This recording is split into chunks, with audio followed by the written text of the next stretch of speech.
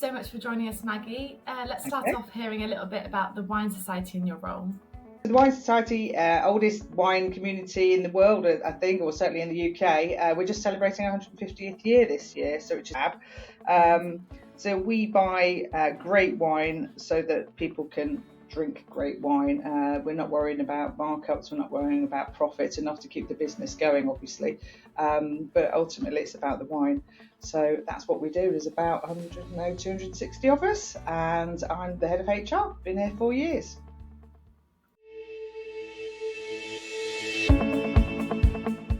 About your colleagues and the people, can you tell us a little bit about some of the things that the Wine Society do to appreciate and value its colleagues?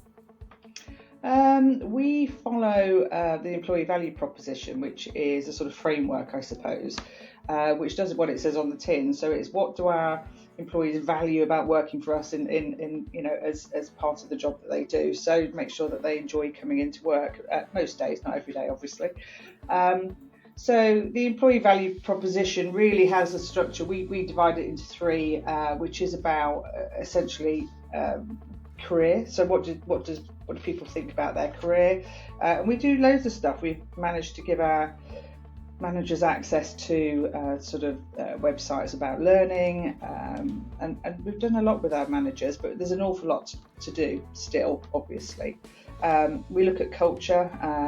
That's the other part. Culture and environment's part of the employee value proposition. So we're looking at how we communicate and engage our team. So pulse surveys, changed all our policies to make them less rigid. So there's more guidelines than policies. We've introduced a lot of compensations and benefits, which is the third part of the employee value proposition.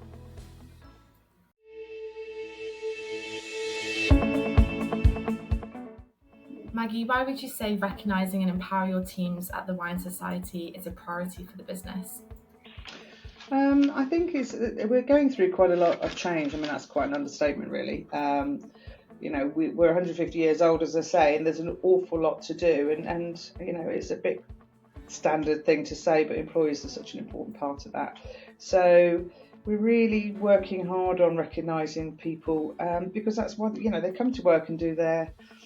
People are at work more than they are at home quite often, so making sure that the workplace is somewhere they can feel confident and relaxed, and it's not like we want to be skipping into work and enjoying it every single day, but you want it to be a great place to work, and recognition, whether that's a thank you at the end of the day or a more formal process like through the Cheers app that we have, is such an important part of it.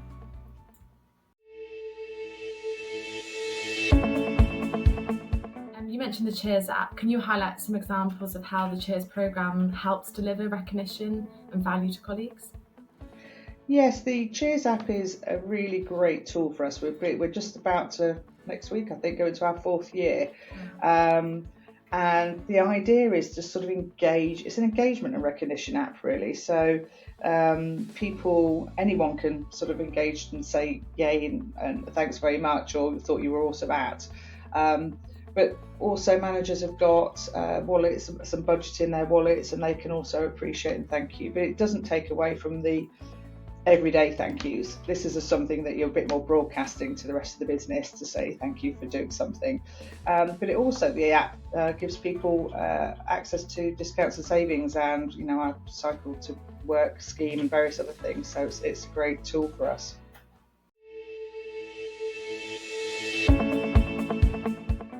So you mentioned there around giving managers pots of reward.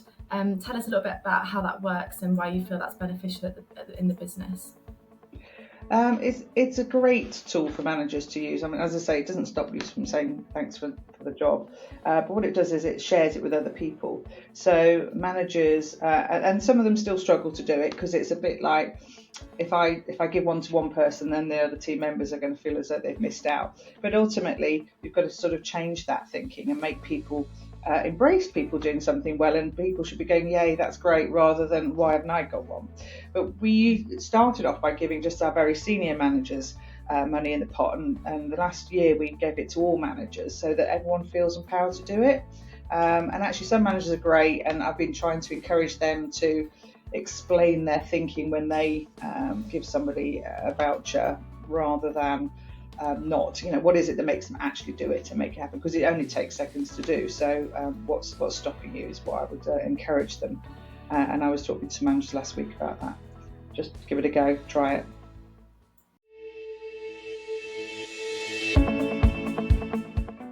So you talked a lot about the things you've been doing in terms of engagement, EVP and recognition. What are some of the positive changes you've seen across the business since putting some of those things in place? I think it's slow, for sure, but people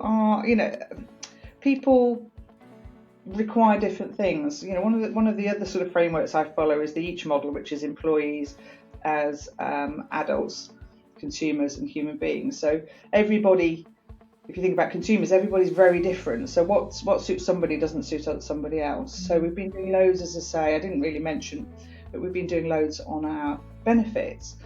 And what's the benefit for somebody? We've massively improved our maternity pay. Obviously, it doesn't impact everybody, but I'd like to think that everybody understands why we're doing that.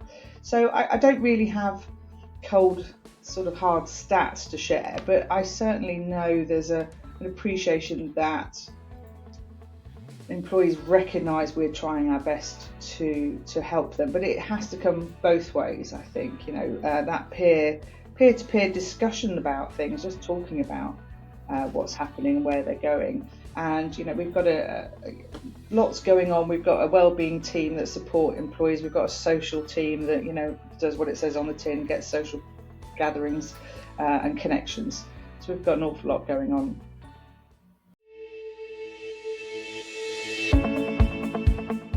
What would be your advice to other employers or HR teams who are looking to implement a recognition programme for their business? I would recommend people think about what it is they're trying to achieve at the end, which you do with most projects, quite honestly. It's what's the problem we're trying to solve. And although recognition isn't a problem, it's just a way of bringing it to the surface a little bit more. Because people quietly, I hope, appreciate each other. And we do have other tools as well. We have a performance management tool, which has a feedback tool within it as well. So there's so many ways employees at the Wine Society can help each other. And I would just encourage other people to think about raising recognition to the sort of top of the pile of things to talk about.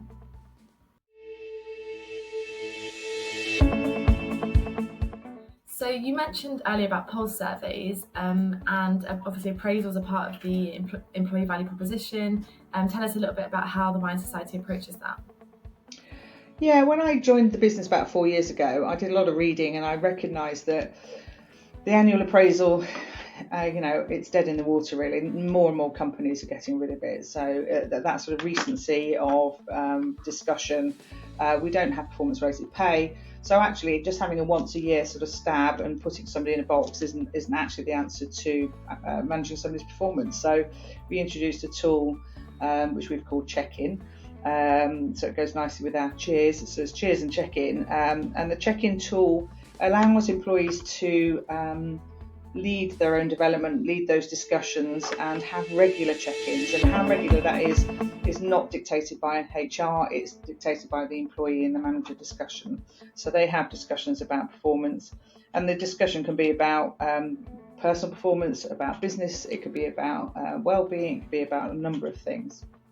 But ultimately, it gives that employee the opportunity to sort of lead and develop themselves.